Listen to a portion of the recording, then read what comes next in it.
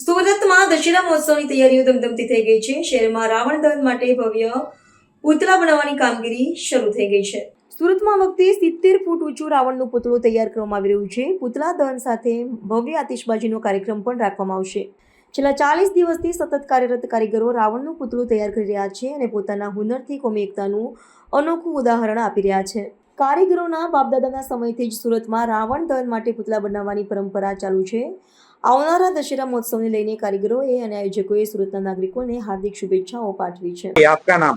मेरा नाम अशफाक कुरैशी। अच्छा, किस तरह यहाँ पे पुतला बनाया जा रहा है और क्या करोगे? ये करीबन हमारे फादर को यहाँ 40 वर्ष से श्री आदर्श रामलीला समिति सूरत में बुलाती है।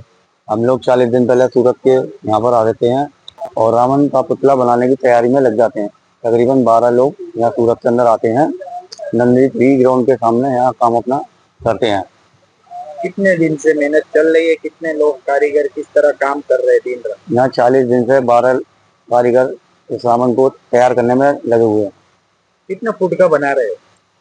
इस साल 70 फुट का रावण यहाँ देखने को सब लोगों को मिलेगा और इसके बावजूद भी 1 घंटे आतिशबाजी आकाशवाणी का प्रोग्राम बहुत अच्छी तरह से किया जाएगा।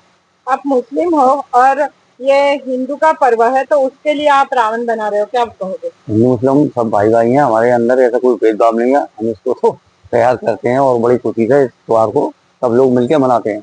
दशहरा के पर्व पर आप क्या कहना चाहोगे? ये तो बहुत अच्छा त्योहार है, खुशी का त्योहार है। अगर ये ठाकुर जी की मर्जी तो बारिश नहीं गिरा तो त्योहार अच्छा रहेगा और रावण भी अच्छा चलेगा।